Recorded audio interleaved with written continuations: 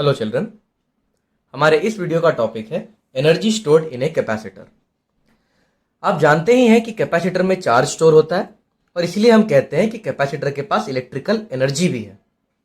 पर वो एनर्जी कितनी है, पता लगाते हैं। मान लेते हैं हमारे पास एक कैपेसिटर है। इस कैपेसिटर को V वोल्टेज हमने दिया है। इसकी प्लेट पे चार्ज है Q, ओके, और हम एडिशनल चार्ज dq इसे दे रहे हैं। तो एक कैपेसिटर है, कैपेसिटर के प्लेट्स के पास चार्ज है Q मैग्नीट्यूड में, और इसे dq चार्ज दिया जा रहा है। इसका वोल्टेज है V। नाउ चिल्ड्रन, अगर मैं छोटा सा वोल्टेज दूंगा, छोटा सा चार्ज अगर मैं इस कैपेसिटर को प्रोवाइड कर रहा हूं, तो मेरा वर्क भी छोटा सा होगा। ये छोटा सा वर्क कितना होगा? हमें पता है कि जो वोल्टेज होता है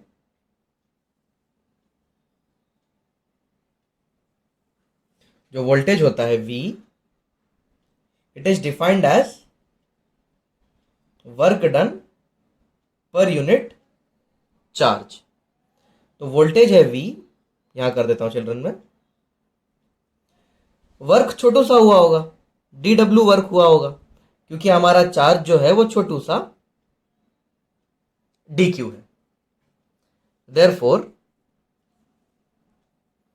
dw कितना हो जाएगा? छोटू सा वर्क कितना हो जाएगा? Voltage into dq। तो ये होगा छोटू सा वर्क। इसको लिख देते हैं इक्वेशन 1। अब चिल्ड्रन, हमें पता है कैपेसिटेंस होता है चार्ज पर यूनिट वोल्टेज। ये तो हमें पता है, ये फॉर्मूला है कैपेसिटेंस का। तो वोल्टेज कितना हो जाएगा? वोल्टेज हो जाएगा charge upon capacitance. Therefore voltage हो जाएगा, चार्ज कितना है अपने पास? Q, और कैपेसिटर का कैपेसिटेंस मान लेते हैं C। अब इक्वेशन 2 को इक्वेशन 1 में पुट करते हैं। Put equation 2 in equation 1। Therefore जो छोटू सा वर्क हुआ होगा वो होगा, वोल्टेज का वैल्यू तो हमें पता है, Q बाई C, और यहां पे है dq। अब हम इंटीग्रेट बोथ साइड्स कर देते हैं।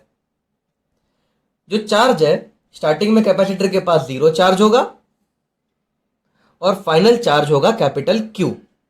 तो charge will vary from 0 to capital Q। Therefore जो वर्क हो जाएगा, dw को इंटीग्रेट करोगे तो वर्क आएगा 1 अपॉन C, तो कांस्टेंट है। Q को इंटीग्रेट करोगे तो आएगा Q square by 2 from 0 to capital Q। Therefore, what is the work done in putting charge Q? ये हो जाएगा 1/2 इंटू, पहले Q की जगह हम कैपिटल Q डालेंगे, फिर 0 डालेंगे तो वो 0 हो जाएगा, तो -0 आएगा, तो ये। तो this is the work done. इतना वर्क करना पड़ेगा अगर हमें Q चार्ज को कैपेसिटर में डालना है। तो this is the work done to put a charge capital Q in capacitor C। अब जितना वर्क किया जाता है वो एनर्जी में स्टोर हो जाता है। Therefore what is the energy of capacitor? The energy of capacitor is given by half into charge stored by the capacitor the whole square upon capacitance. तो चिल्ड्रन, ये आपको याद रखना है कि energy stored by the capacitor is given by this formula, half into Q square by C। Now the energy of capacitor हमें पता चल चुका है, half into Q square by C होता है। इसे नाम दे देते हैं इक्वेशन 1। ये एक फॉर्मूला हो गया एनर्जी का। अब आप सबको पता है कि C is equals to Q by V होता है, कैपेसिटर का बेसिक डेफिनेशन। उसको यहां पुट कर देते हैं। देयरफॉर एनर्जी हो जाएगी half into Q square by C का वैल्यू है Q by V। By V ऊपर चला जाएगा, इस C की जगह मैंने Q बाई V लिखा है। तो एनर्जी हो जाएगी हाफ इंटू QV। ये भी एनर्जी ऑफ कैपेसिटर का एक फॉर्मूला है। ये दोनों फॉर्मूला एक ही है, बस इस फॉर्मूले में सी का इंफॉर्मेशन है, इस फॉर्मूले में वी का इंफॉर्मेशन है। अब चिल्ड्रन यहां से देखो वी की क्या वैल्यू है, वी की वैल्यू है सॉरी क्यू की क्या वैल्यू है, क्यू की वैल्यू है सीवी। देखो यहां से क्यू की वैल्यू है सीवी, तो यहां पे पुट कर देता हूं, तो एनर्जी हो जाएगी हाफ, क्यू की वैल्यू है सीवी और एक और वी यहां पे है, तो ये हो जाएगा half into C into V square. ये भी एनर्जी ऑफ कैपेसिटर का फॉर्मूला है। ज्यादातर बच्चे ये वाला फॉर्मूला याद करते हैं क्योंकि ये याद करने में आसान है, half C V square kinetic energy से मैच करता है, half M V square half C V square. लेकिन यहां वी वेलोसिटी नहीं है कैपेसिटर की, कैपेसिटर को फेंक के नहीं मारा है किसी को, यहां पे वी वोल्टेज ऑफ कैपेसिटर है, ध्यान देना। तो what is the energy of capacitor, half C V square. इन तीनों में से किसी भी फॉर्मूले का यूज किया जा सकता है, तीनों फॉर्मूले इक्विवेलेंट है। लेकिन चिल्ड्रन कुछ क्वेश्चंस में ये फॉर्मूला बेटर होता है, कुछ क्वेश्चंस में ये फॉर्मूला बेटर होता है और कुछ क्वेश्चंस में ये फॉर्मूला बेटर होता है। वो कैसे पता चलेगा कौन सा फॉर्मूला बेटर है किस क्वेश्चन में? वो क्वेश्चन को देख के और एनालाइज करके पता चलेगा। कोई ट्रिक या शॉर्टकट नहीं है कि कौन सा फॉर्मूला बेटर है। तीनों फॉर्मूलों का इक्वल इंपॉर्टेंस है। क्वेश्चन पे डिपेंड करता है कि कौन सा फॉर्मूला ज्यादा सूटेबल है। हम समझेंगे एग्जांपल की मदद से कि कैसे पता चलता है कौन सा फॉर्मूला ज्यादा सूटेबल है।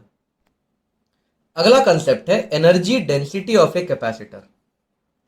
और एनर्जी डेंसिटी क्या होता है, बहुत आसान है। एनर्जी डेंसिटी होता है energy of capacitor upon volume of capacitor, बस इतना ही। तो एक पैरेलल प्लेट कैपेसिटर ले लेते हैं चिल्ड्रन, इसकी एनर्जी डेंसिटी निकालते हैं। एनर्जी डेंसिटी तो कितनी एनर्जी होती है चिल्ड्रन एक पैरेलल प्लेट कैपेसिटर में, हाफ सी वी स्क्वायर। तो एनर्जी ऑफ कैपेसिटर का फॉर्मूला डाल दिया, half C V square upon, अब इस कैपेसिटर का वॉल्यूम कैसे निकालोगे? चलिए देखो, ये इसकी प्लेट होती है, इस तरह की इसकी प्लेट होती है। प्लेट का एरिया होता है ए और डिस्टेंस बिटवीन द प्लेट होती है डी। तो वॉल्यूम क्या है, एरिया इंटू डी। वॉल्यूम यही होता है ना। अगर मैं इस एरिया को एक डी दे दूं, एक थिकनेस दे दूं, तो मुझे मिल जाएगा वॉल्यूम। तो children what is volume, area multiplied by D.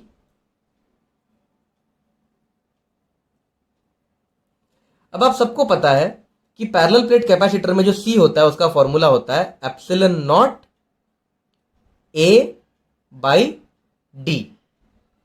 तो कैपेसिटर का फॉर्मूला डाल दिया epsilon not a by D, फिर ये है वी स्क्वायर और नीचे है ए इंटू डी। तो इस ए से इस ए को काट सकते हैं हम, तो ये बन जाएगा half into epsilon naught into V square by D square. D is the gap between the plates. तो चिल्ड्रन ये हो जाएगा half into epsilon into V by D. V by D तो इलेक्ट्रिक फील्ड होता है, V by D is electric field, तो इसे हम electric field the whole square लिख सकते हैं। तो ये है एनर्जी डेंसिटी। और ये फॉर्मूला सिर्फ पैरेलल प्लेट कैपेसिटर के लिए नहीं, हर एक कैपेसिटर के लिए ये वैलिड है, valid for every capacitor. Her capacitor के लिए वैलिड है, सिर्फ पैरेलल प्लेट के लिए वैलिड नहीं है, ये हर एक कैपेसिटर के लिए एक वैलिड फॉर्मूला है। So let us do some questions on the theory we have just learned. तो अभी अभी जो हमने थियरी पढ़ी उसके ऊपर कुछ क्वेश्चंस करते हैं। एक कैपेसिटर है, उसे बैटरी से कनेक्ट किया गया है, बैटरी का वोल्टेज है V। तो एक कैपेसिटर है, उसे बैटरी से कनेक्ट कर दिया, बैटरी का वोल्टेज है V। इस कैपेसिटर को चार्ज करने में कितनी हीट निकलेगी ये पूछा है। तो चिल्ड्रन अगर कैपेसिटर C है, वोल्टेज V है, तो क्या मैं पता लगा सकता हूं कितना चार्ज होगा कैपेसिटर में? The charge on capacitor will B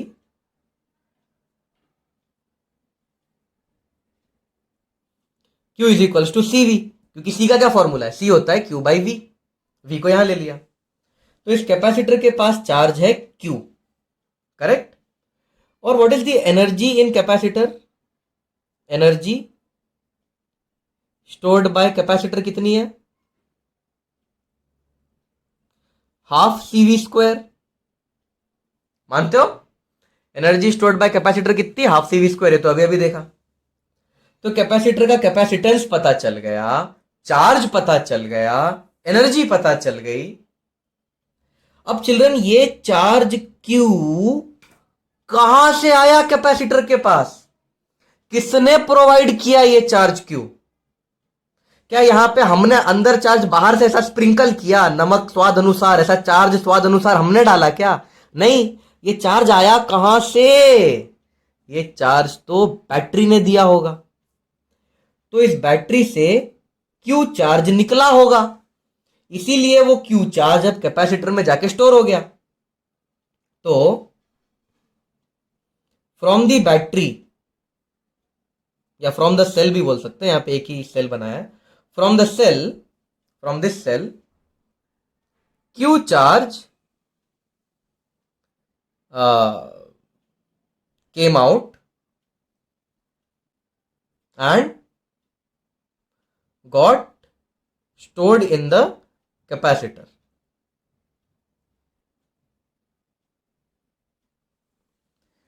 तो कितना चार्ज निकला यहां से, क्यू चार्ज, और कहां चला गया, कैपेसिटर के पास। Therefore work done by battery में निकाल सकता हूं, work done by battery, work हो जाएगा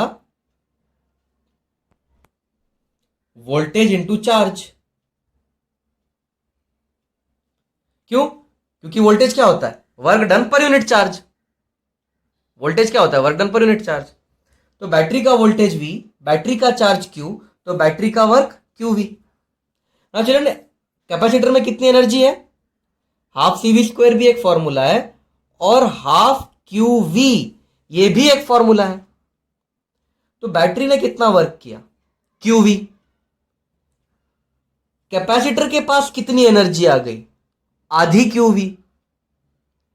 तो बैटरी ने वर्क किया QV, बैटरी की मेहनत है QV, पर कैपेसिटर के पास कितनी पहुंची, हाफ QV। तो मैं ऐसा लिख सकता हूं, work done by battery is 2 times energy stored in capacitor. देखो, कैपेसिटर की एनर्जी का 2 गुना कर दो तो वर्क डन बाय बैटरी मिल जाएगा, इसको डबल करो तो ये मिलेगा ना। तो मैं लिख सकता हूं work done by battery is 2 times the energy stored by the capacitor. तो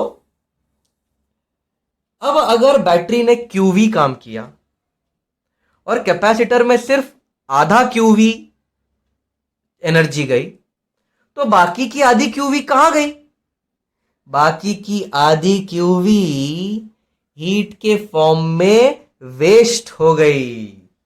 ओके, देयरफॉर हीट एनर्जी कितनी निकली होगी, बैटरी ने वर्क की क्यूवी, कैपेसिटर के पास कितनी पहुंची, आधी क्यूवी, तो हीट कितनी निकली होगी, आधी क्यूवी।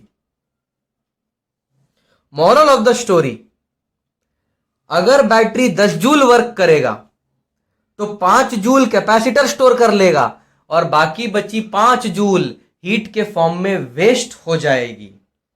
तो चिल्ड्रन, जब हम कैपेसिटर को चार्ज करते हैं, जब एक कैपेसिटर चार्ज होता है तो हमें कीमत चुकानी पड़ती है। एक कैपेसिटर को अगर 5 जूल देना है तो बैटरी को 10 जूल काम करना पड़ेगा, तो बैटरी को डबल काम करना पड़ता है, और बैटरी का आधा काम तो हीट के फॉर्म में वेस्ट हो जाता है। तो बैटरी अगर 100 जूल वर्क करेगी तो 50 जूल ही कैपेसिटर तक पहुंचेगा, बाकी का 50 जूल हीट के फॉर्म में वेस्ट हो जाएगा, डिसिपेट हो जाएगा। तो कैपेसिटर को चार्ज करने की कीमत अदा करनी पड़ती है। चलिए अगला क्वेश्चन हम देखते हैं। बार बार बच्चों को एक कंफ्यूजन होता है कैपेसिटर में कि कौन सा फॉर्मूला यूज किया जाए, half C V square, half Q square by C, या हाफ क्यू वी। तो चिल्ड्रन, आपके इस प्रॉब्लम को सॉल्व करने के लिए मैंने कुछ न्यूमेरिकल्स डिजाइन किए हैं।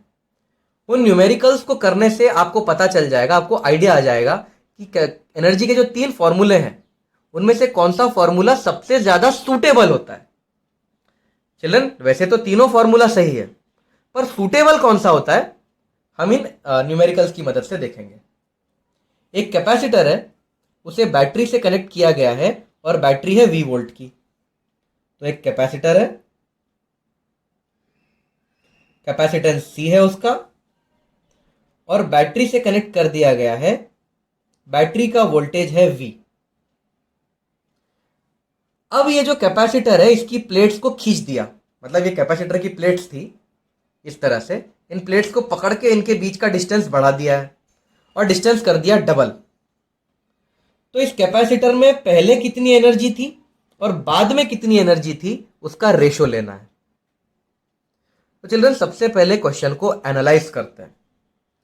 क्या पूरे क्वेश्चन में कहीं भी ये लिखा है कि बैटरी को हमने निकाल दिया? देख लो, पूरा क्वेश्चन पढ़ लो। इस पूरे क्वेश्चन में ये कहीं भी मेंशन्ड नहीं है कि बैटरी को निकाला गया है। और अगर इस बैटरी को नहीं निकालेंगे तो जो वोल्टेज है वो किसी हाल में चेंज नहीं होगा। तो यहां पे कौन सी चीज है जो किसी हाल में चेंज नहीं हो रही है? वोल्टेज। यानी कि वो फॉर्मूला जिसमें वोल्टेज है वो फॉर्मूला डिपेंडेबल हो जाएगा, वो फॉर्मूला भरोसेमंद फॉर्मूला बन जाएगा। क्यों? क्योंकि वोल्टेज के साथ कोई छेड़छाड़ नहीं हो रही है। बैटरी को निकाला ना जाना मतलब वोल्टेज के साथ छेड़छाड़ नहीं करना। कोई छेड़छाड़ नहीं हो रही है वोल्टेज के साथ, तो वो फॉर्मूले एनर्जी के जिसमें वोल्टेज है वो फॉर्मूला ज्यादा काम का हो जाता है, वो फॉर्मूला डिपेंडेबल हो जाता है। तो अब चिल्ड्रन हम केस 1 लेते हैं। केस 1 में ये है कैपेसिटर, डिस्टेंस बिटवीन प्लेट कितनी है?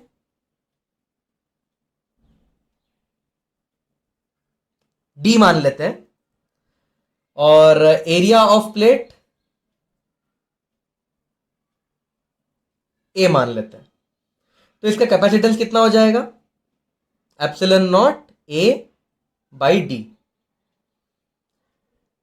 अब इसका कैपेसिटेंस मिल गया, तो चिल्ड्रन इसकी एनर्जी कितनी हो जाएगी?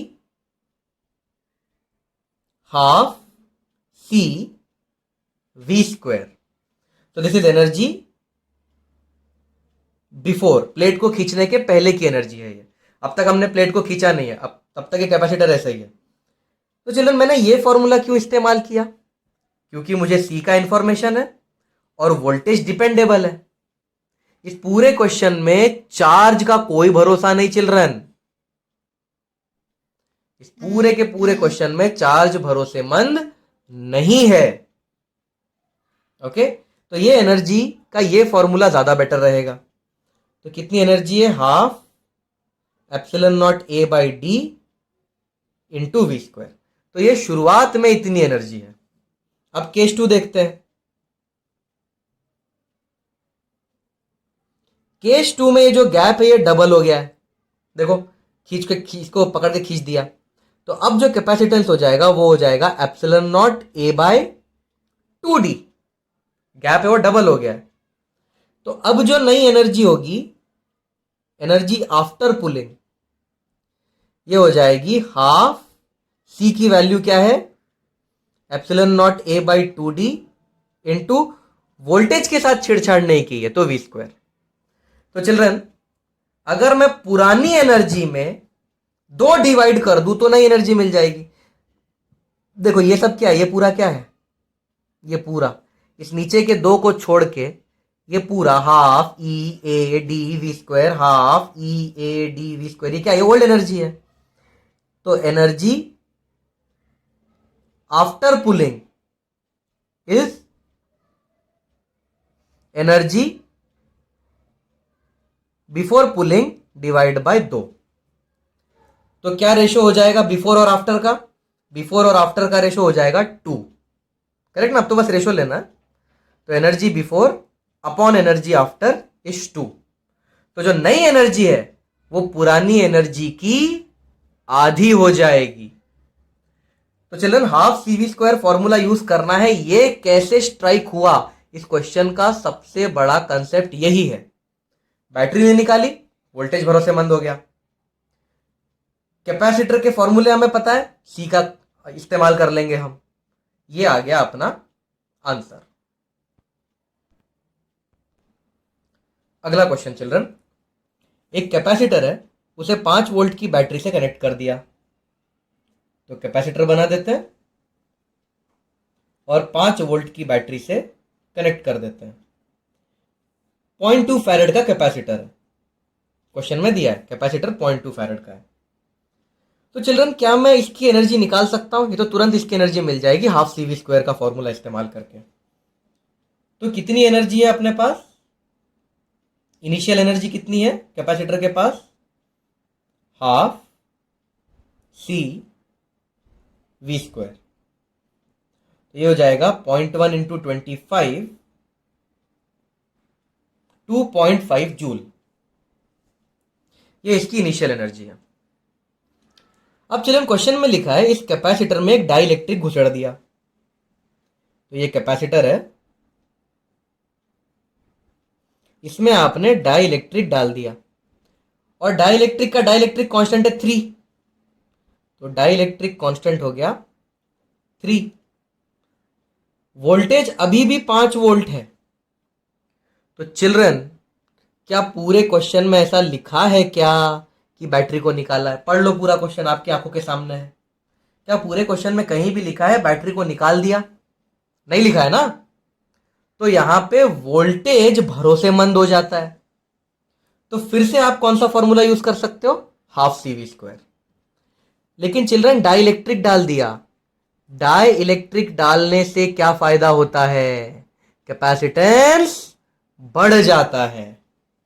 तो जो नया कैपेसिटेंस होगा वो होगा 3 टाइम्स पुराना कैपेसिटेंस। पुराना कैपेसिटेंस कितना है? 0.2। याद है ना, जितने का डाइलेक्ट्रिक डालोगे उतना गुना कैपेसिटर बढ़ जाएगा। तो नया कैपेसिटर है 0.6 farad.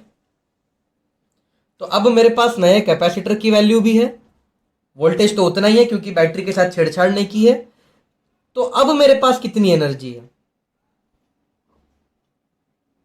Half C V square. तो ये हो जाएगा 0.3 इंटू 25, तो 7.5 जूल। तो पहले एनर्जी थी 2.5 जूल, बाद में एनर्जी हो गई 7.5 जूल। क्वेश्चन में पूछा है एक्स्ट्रा एनर्जी कितनी स्टोर हो गई, एडिशनल एनर्जी कितनी स्टोर हो गई, चेंज कितना आया एनर्जी में। तो ये तो बहुत ही आसान है। चेंज इन एनर्जी हो जाएगा, फाइनल एनर्जी है 7.5 और इनिशियल एनर्जी है 2.5। तो डाइलेक्ट्रिक डालने से 5 जूल एक्स्ट्रा स्टोर कर पा रहा है हमारा कैपेसिटर। अगला क्वेश्चन चिल्ड्रन, एक कैपेसिटर है, उसकी कैपेसिटेंस 1 फैरेड है, उसे कनेक्ट किया है बैटरी से जो कि 10 वोल्ट की है। तो एक कैपेसिटर ले लिया हमने 1 फैरेड का, उसे बैटरी से कनेक्ट कर दिया, बैटरी 10 वोल्ट की है। अब उसे चार्ज किया गया, इस कैपेसिटर को चार्ज किया गया। लिखा है ना, कैपेसिटर 1 फैरेड का है, उसे कनेक्ट किया बैटरी से 10 वोल्ट की और उसे चार्ज किया गया। अब क्वेश्चन में लिखा है बैटरी को रिमूव कर दिया गया। तो इसको अच्छे से चार्ज किया, फिर बैटरी को रिमूव किया और बैटरी को रिमूव करके कैपेसिटर की प्लेट्स के बीच में डाइलेक्ट्रिक घुसाया। The battery is removed and a dielectric of dielectric constant 2 is introduced between the plates. Find the ratio of energy before dielectric was introduced versus after dielectric was introduced. तो पहले कितना energy थी और बाद में कितनी energy थी उसका रेशो पूछा है। तो चिल्ड्रन स्टार्टिंग की एनर्जी निकालना तो बहुत आसान है, इनिशियल एनर्जी निकालना तो बहुत आसान है। बैटरी है, कैपेसिटर है, half C V square formula लगा देते हैं। तो हो जाएगा हाफ इंटू सी का वैल्यू है 1 फैरेड और वोल्टेज दिया है 100, सॉरी 10, उसका स्क्वायर करेंगे तो 100। तो इनिशियली 50 जूल थी हमारे पास, इतनी एनर्जी इनिशियली कैपेसिटर के पास था। अब आता है क्वेश्चन का इंपॉर्टेंट पार्ट। अब बैटरी को निकाल दिया गया है, तो चिल्ड्रन ये देखो, बैटरी निकाल दी। अब मैं बैटरी नहीं बनाऊंगा, बैटरी को निकाल दिया है। चिल्ड्रन बैटरी को निकालने की वजह से क्या होगा? क्या अब वोल्टेज डिपेंडेबल है? नहीं, जो वोल्टेज प्रोवाइड कर रहा था उसी को निकाल दिया। तो जो वोल्टेज प्रोवाइड कर रहा था अगर आप उसी को निकाल दोगे तो क्या वोल्टेज एक डिपेंडेबल क्वांटिटी है? क्या अब वोल्टेज भरोसेमंद है? नहीं है अब वोल्टेज भरोसेमंद। क्यों? क्योंकि वोल्टेज प्रोवाइड करने वाली बैटरी को ही निकाल दिया। तो अब हाफ सीवी स्क्वायर इस्तेमाल करना खतरनाक है। Now you should not use half CV square, क्योंकि वोल्टेज का अपने को कोई आइडिया नहीं, क्योंकि बैटरी नहीं है। अब क्या करें चिल्ड्रन? वोल्टेज तो भरोसेमंद नहीं है पर चार्ज जरूर भरोसेमंद है। क्यों? क्योंकि इस प्लेट पे चार्ज होगी Q, इस प्लेट पे चार्ज होगी -Q। बैटरी को हमने हटा दिया है, तो ये जो Q और -Q है ये फंस गए। बताओ, क्या ये चार्ज यहां से जा सकता है? नहीं, यहां तो रास्ता नहीं है। माइनस चार्ज यहां से जा सकता है? नहीं, यहां पे भी रास्ता नहीं है। प्लस और माइनस मीट हो सकते हैं? नहीं, क्योंकि बीच में इंसुलेटर है, डाइलेक्ट्रिक है। तो ये चार्ज अब कहीं नहीं जाएगा, ये चार्ज फंस गया है, ये चार्ज अब कांस्टेंट हो गया है। तो जब बैटरी निकाल देते हैं तब कैपेसिटर का जो चार्ज है वो फंस जाता है, वो अब कहीं नहीं जा सकता, वो फ्लो नहीं हो सकता। कैपेसिटर में वो चार्ज स्टोर हो गया है, फंस गया है कैपेसिटर में वो चार्ज। तो ये चार्ज कितना है, कितना चार्ज होगा इन बैटरी इसके पास, वो यहां से निकाल लेते हैं। हमारे पास वोल्टेज था 10, कैपेसिटर था 1, तो हमें पता है C equal to Q by V होता है, तो Q हो जाएगा CV। तो कितना चार्ज था हमारे पास? C है 1 फैरेड, वोल्टेज है 10, तो 10 कूलम का चार्ज कैपेसिटर में फंस चुका है। तो यहां पे चार्ज भरोसेमंद है क्योंकि बैटरी निकाल दी, तो कोई रास्ता नहीं है चार्ज के पास, चार्ज कहीं नहीं जाने वाला, अब चार्ज फंस गया। तो 10 कूलम का चार्ज है हमारे पास। कुछ महान बच्चे ऐसा सोचते हैं +10 -10 जीरो चार्ज है। ऐसा नहीं है बेटा, जीरो चार्ज नहीं है, चार्ज ऑन 1 प्लेट हम पकड़ते हैं। तो एक प्लेट पे कितना चार्ज है? 10 कूलम। अब ये जो 10 कूलम है, अब ये भरोसेमंद हो गया क्योंकि ये कहीं नहीं जाने वाला। अब चिल्ड्रन हमने क्या किया? डाइलेक्ट्रिक घुसा दिया। कितने का डाइलेक्ट्रिक? 2 का। तो डाइलेक्ट्रिक घुसाने से कैपेसिटर की वैल्यू भी 2 गुनी हो जाएगी। जितने का डाइलेक्ट्रिक घुसाते हैं उतना कैपेसिटेंस बढ़ जाता है। तो नया कैपेसिटेंस क्या होगा? 2C। तो जो नया कैपेसिटेंस होगा वो हो जाएगा 2 × 1 फैरेड, 2 फैरेड। तो अब आप जब फाइनल एनर्जी निकालोगे तब आप हाफ सीवी स्क्वायर का इस्तेमाल नहीं करोगे क्योंकि वोल्टेज भरोसेमंद नहीं है। आप किसका इस्तेमाल करोगे? Half Q square by C, क्योंकि चार्ज की गारंटी है, चार्ज कहीं नहीं जाने वाला। तो अब जो होगा वो होगा हाफ इंटू Q स्क्वायर की वैल्यू है 10, 10 को स्क्वायर करेंगे तो 100 हो जाएगा, और C की वैल्यू है 2, तो ये हो जाएगा 25 जूल। तो पहले एनर्जी थी 50, अब हो गई है 25। तो रेशो क्या पूछा है आपको? Energy before upon energy after. पहले थी 50, अब हो गई है 25, तो आंसर है 2। तो जो रेशो है वो होगा 2 का। तो चलन हाफ CV स्क्वायर यूज करना है या half Q square by C, वो इस बात पे डिपेंड करता है कि वोल्टेज भरोसेमंद है या चार्ज भरोसेमंद है। यहां पे वोल्टेज बैटरी लगी हुई थी तो वोल्टेज से निकाल लिया, यहां पे वोल्टेज है ही नहीं, तो यहां चार्ज की मदद लेनी पड़ेगी, यहां चार्ज भरोसेमंद है।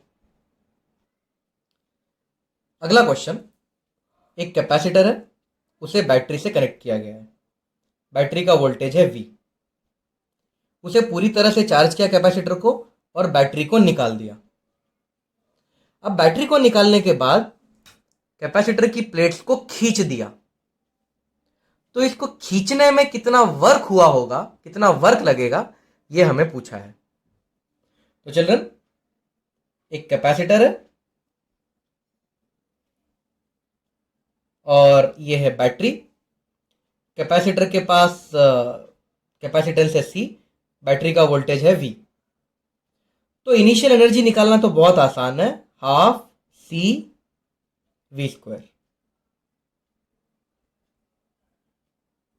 तो इतनी एनर्जी स्टार्टिंग में थी। अब क्वेश्चन में लिखा है कि जो बैटरी को हमने निकाल दिया, ठीक है भाई, बैटरी निकाल देते हैं। और बैटरी निकालने के बाद चिल्ड्रन, जब हम बैटरी निकालेंगे तो क्या भरोसेमंद हो जाता है? चार्ज, क्योंकि बैटरी निकालने के बाद ये चार्ज कहीं नहीं जा सकता है, चार्ज फंस गया है। तो बैटरी निकाल दी है, ये चार्ज फंस चुका है। अब क्या किया कि कैपेसिटर की जो प्लेट थी उसको पकड़ के खींच दिया। तो कैपेसिटर की प्लेट ये थी, फिर उसको पकड़ के खींच दिया। ओके, तो हम सबको पता है कैपेसिटर का फॉर्मूला होता है ε0A/d। तो अगर आप d को डबल करोगे, d बिकेम 2 टाइम्स, तो जो कैपेसिटर हो जाएगा वो आधा हो जाएगा। देखो ना, इनवर्स प्रोपोर्शन है।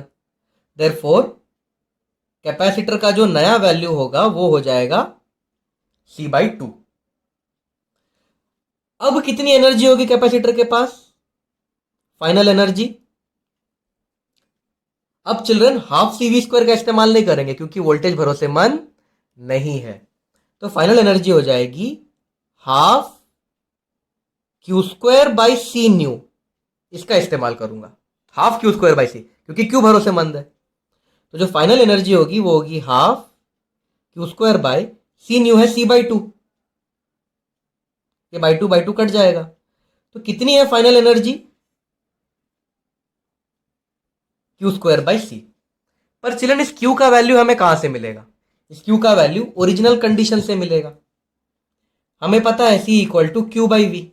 देयरफॉर Q क्या हो जाएगा? CV। Q की वैल्यू CV यहां पुट कर दो, सॉरी Q फाइनल लिख दिया मैंने, एनर्जी फाइनल लिखना था। तो जो एनर्जी फाइनल है वो हो जाएगा Q²/C।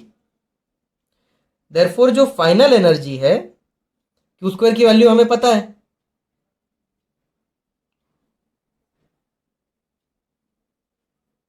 इससे ये कट जाएगा।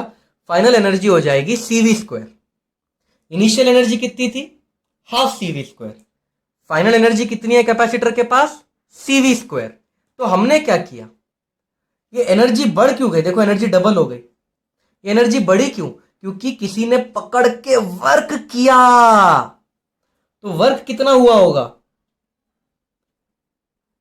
Final energy minus initial energy, CV² minus half CV²। तो हाफ CV² जितना वर्क करना पड़ा होगा। ओके, तो पहले एनर्जी थी कैपेसिटर के पास हाफ CV², बाद में एनर्जी हो गई CV²। तो एनर्जी बढ़ी क्यों? किसी ने पकड़ के उसके प्लेट खींच दी है, किसी ने वर्क किया, इसीलिए जो एनर्जी है वो बढ़ गई। तो कितना वर्क किया हमने? पुरानी एनर्जी माइनस नई एनर्जी करेंगे तो वर्क मिल जाएगा। तो हमने हाफ CV² जितना वर्क किया। नेक्स्ट क्वेश्चन चिल्ड्रन, एक कैपेसिटर है, उसका चार्ज है 100 माइक्रोकूलम और उसकी कैपेसिटेंस है 1 फैरड। उसे कनेक्ट किया गया है एक दूसरे कैपेसिटर से जिसका कैपेसिटेंस है 2 फैरड और 100 माइक्रोकूलम चार्ज उसके पास भी है, विथ लाइक प्लेट्स टुगेदर। यानी दूसरे कैपेसिटर का पॉजिटिव प्लेट पहले कैपेसिटर के पॉजिटिव प्लेट से जोड़ दिया। Find the new charge on both capacitors. तो चिल्ड्रन, देखते हैं इस क्वेश्चन को कैसे करना है। हमारे पास एक कैपेसिटर है, यहां पे +100 माइक्रोकूलम है यहां पे -100 माइक्रोकूलम है, और ये कैपेसिटर है 1 फैरेड का। इसे कनेक्ट कर दिया एक और कैपेसिटर से, इस तरह से। तो एक कैपेसिटर था, दूसरे से कनेक्ट कर दिया। दूसरा कैपेसिटर है 2 फैरेड का, उसके पास भी 100 माइक्रोकूलम चार्ज है। तो यहां पे +100 माइक्रोकूलम, यहां पे 100 माइक्रोकूलम माइनस। अब कैसे पता चला कि ये प्लस को प्लस से कनेक्ट करना है? क्वेश्चन में लिखा है विथ लाइक प्लेट्स टुगेदर। तो जो लाइक प्लेट्स है, यानी प्लस और प्लस को कनेक्ट करना है और माइनस को कनेक्ट करना है। तो जैसे ही मैं इनको कनेक्ट करूंगा, इन दोनों के पास नया चार्ज कितना होगा? तो चिल्ड्रन, क्वेश्चन बहुत डिफिकल्ट नहीं है। आप देख सकते हो मैंने इनको कनेक्ट कर दिया है, ये दोनों पैरेलल में कनेक्ट हो जाते हैं। तो चिल्ड्रन, अगर ये पैरेलल में कनेक्ट होंगे तो क्या होगा? ये पैरेलल में कनेक्ट होंगे तो हम ऐसा लिख सकते हैं, voltage of capacitor 1 is equal to voltage of capacitor 2। अब वोल्टेज को क्या लिखा जा सकता है? हमें पता है C equal to Q by V होता है। तो वोल्टेज को क्या लिखा जा सकता है? Q बाई सी। तो charge of capacitor 1 upon capacitance 1 is charge of capacitor 2 upon capacitance of 2। तो चार्ज ऑफ कैपेसिटेंस 1 नया वाला हमें निकालना है, हमें नहीं पता। कैपेसिटेंस 1 की वैल्यू पता है 1 फैरेड। चार्ज ऑफ कैपेसिटर 2 हमें नहीं पता, इसकी वैल्यू हमें निकालनी है। लेकिन कैपेसिटेंस 2 कितने का है? 2 फैरेड का। तो हमें एक रिलेशन मिल गया कि कनेक्ट करने के बाद कैपेसिटर 1 में जो चार्ज होगा वो कैपेसिटर 2 के चार्ज का आधा होगा। अब चिल्ड्रन, कैपेसिटर 1 का चार्ज और कैपेसिटर 2 का चार्ज मिला के 100 और 100 200 माइक्रोकूलम है, करेक्ट ना? ये 100 और 100 मिलके कितने हो जाएंगे? 200 माइक्रोकूलम। तो दोनों के जो फाइनल चार्जेस हैं वो भी मिला के 200 माइक्रोकूलम ही होने वाले हैं, क्योंकि कोई बैटरी नहीं है, चार्ज कौन सप्लाई करेगा? तो जितना चार्ज पहले था उतना ही चार्ज बाद में भी होगा। तो बाद का चार्ज ऑफ कैपेसिटर 1 प्लस बाद का चार्ज ऑफ कैपेसिटर 2 मिलके 200 माइक्रोकूलम हो जाएंगे। अब यहां से Q1 की वैल्यू डाल देते हैं, Q2 by 2 plus Q2 is 200 microcoulomb. तो 3Q2 बाई 2 इज 200 माइक्रोकूलम। तो Q2 कितना हो जाएगा? 400 बाई 3 माइक्रोकूलम। तो इसके पास अब 400 बाई 3 माइक्रोकूलम हो जाएगा, और Q1 इसका आधा है। देखो ना, यहां से Q1 आधा है, तो Q1 हो जाएगा 200 बाई 3 माइक्रोकूलम। तो ये है फाइनल चार्जेस। अब क्वेश्चन पूछा है, तो पहले तो हमने लाइक प्लेट्स को कनेक्ट कर दिया। क्वेश्चन में यह भी पूछा है दोनों के पास नया चार्ज कितना होगा अगर अनलाइक पोलैरिटीज कनेक्ट करते हैं। अनलाइक पोलैरिटी कनेक्ट करने का मतलब है, देखो ये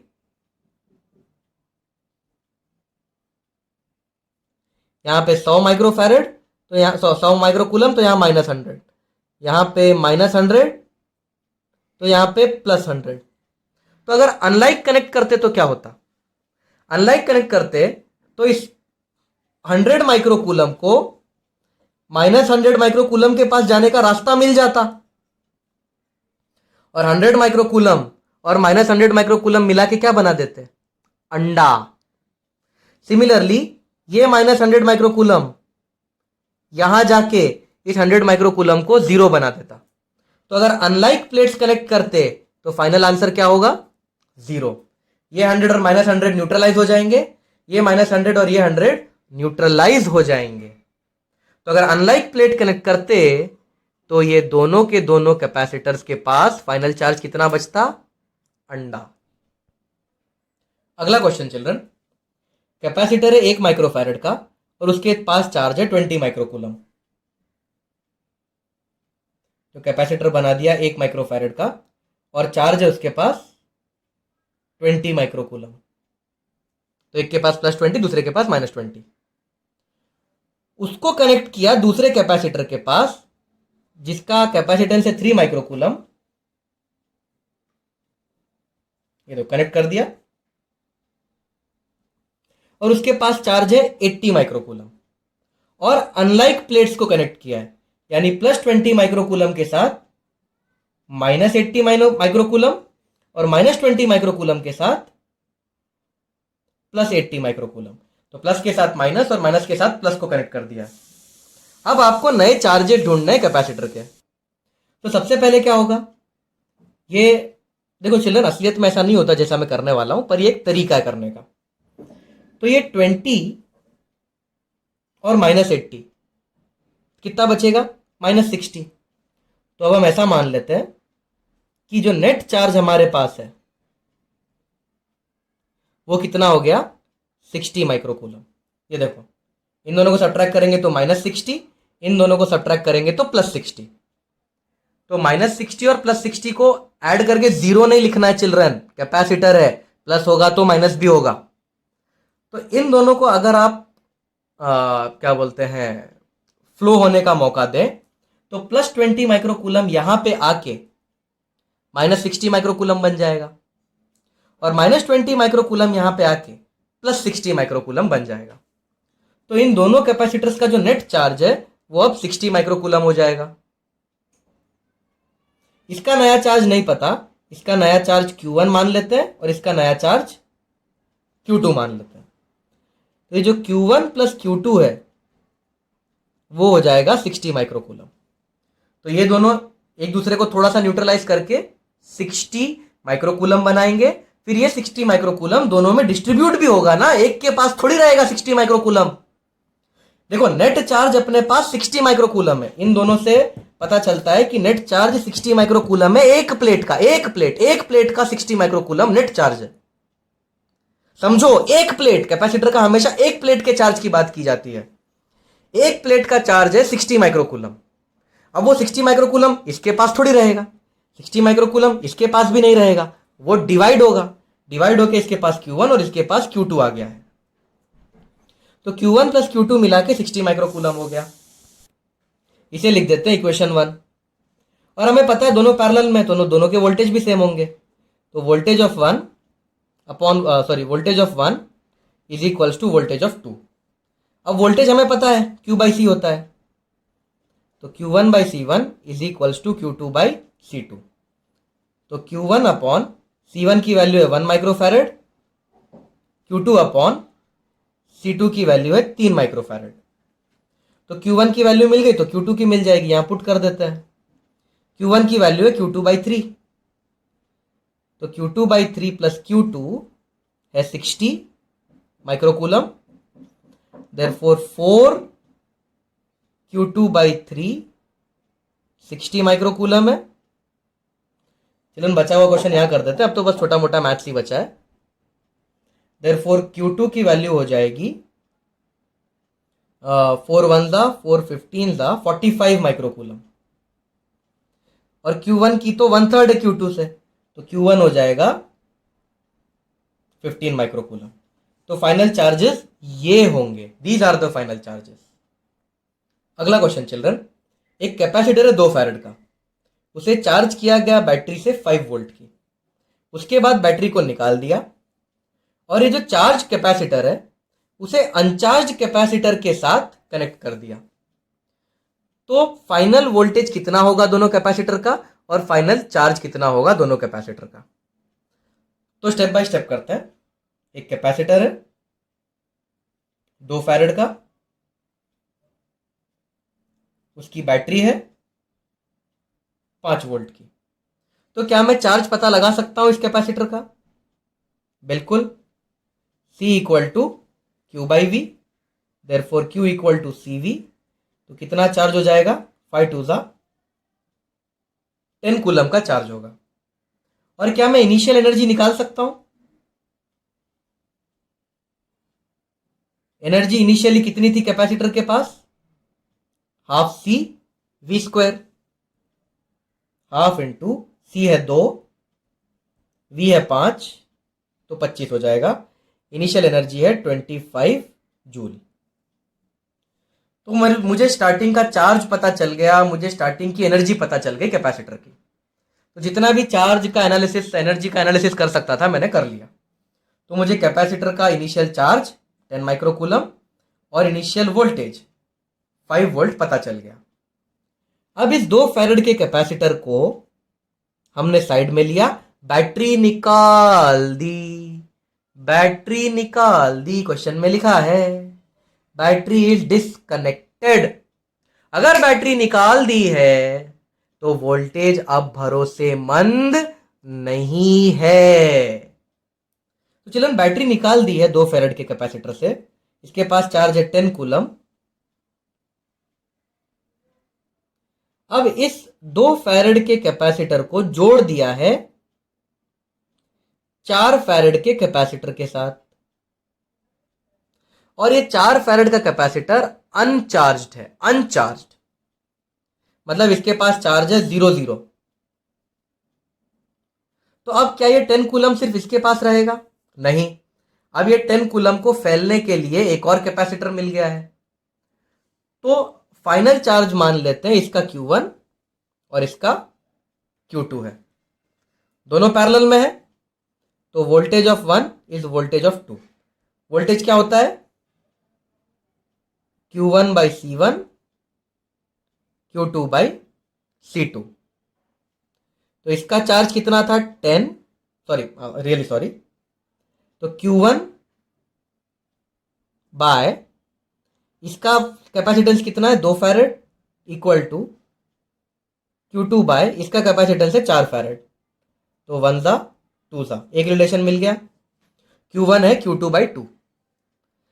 अब हमें यह भी पता है कि इन दोनों का चार्ज मिला के 10 कूलम ही होने वाला है, क्योंकि यही 10 कूलम फैला है यहां और यहां। तो हमें यह भी पता है Q1 प्लस Q2 है 10 कूलम। Q1 तो पता है, Q2 बाई 2 है। तो Q2 बाई 2 प्लस Q2 हो गया 10 कूलम। अब तो बस मैथ्स है। Q2 की वैल्यू आ जाएगी 20/3। तो फाइनली इसके पास कितना चार्ज आ जाएगा? 20/3। और Q1 तो Q2 का आधा है, तो Q1 की वैल्यू हो जाएगी 10/3। तो इसके पास फाइनल चार्ज आ जाएगा 10/3, इसके पास फाइनल चार्ज आ जाएगा 20/3। क्वेश्चन में यह भी पूछा है कि जब आप इन दोनों को कनेक्ट करोगे तो कितनी हीट निकलेगी, वो भी पता लगा लेते हैं, वो भी आसान है। तो चलन ये सिनेरियो है। अब हमारे पास 2 फैराड और 4 फैराड का कैपेसिटर है, नया चार्ज है 10/3 और 20/3। तो अब इसकी एनर्जी निकाल लेते हैं। इसके पास कितनी एनर्जी हो जाएगी? चार्ज और कैपेसिटर पता है ना, तो हाफ Q2/C प्लस इसके पास कितनी एनर्जी हो जाएगी? Half Q2/C। चार्ज और कैपेसिटर पता है तो ये फॉर्मूला बेटर रहेगा। तो ये हो जाएगा हाफ इंटू, इसके पास चार्ज है 10/3, 10/3 का स्क्वायर करूंगा तो 100/9 हो जाएगा, और इसके C की वैल्यू है 2 प्लस हाफ, इसका चार्ज है 20/3, 20/3 को स्क्वायर करेंगे तो 400/9 हो जाएगा, और इसका कैपेसिटेंस है 4। तो इसमें से आप 9 कॉमन ले सकते हो, 2 कॉमन ले सकते हो, और 100 कॉमन ले सकते हो, और ये 2 भी कॉमन ले सकते हो। तो 100 कॉमन, ये 2 कॉमन, 9 कॉमन, 2 कॉमन, तो इसके पास बचेगा 1 प्लस ऊपर बचेगा 4, 100 कॉमन लिया तो 2 कॉमन ले चुके, 9 कॉमन ले चुके, यहाँ से 2 कॉमन लिया तो इसके पास बचेगा 2। तो ये हो जाएगा 100 इंटू 3, 9 इंटू 4, 4 1 ज़ा 25 ज़ा, 3 1 ज़ा 3 3 ज़ा। तो जो नई एनर्जी है वो 25/3 जूल है। पुरानी एनर्जी कितनी थी कैपेसिटर के पास? ये देखो, पुरानी एनर्जी थी 25 जूल। कनेक्ट करने के बाद कितनी हो गई? 25/3। तो बची हुई किधर गई? हीट के फॉर्म में वेस्ट हो गई। तो हीट कितनी निकली? पहले थी 25, अब है 25/3, तो हीट निकली 50/3 जूल।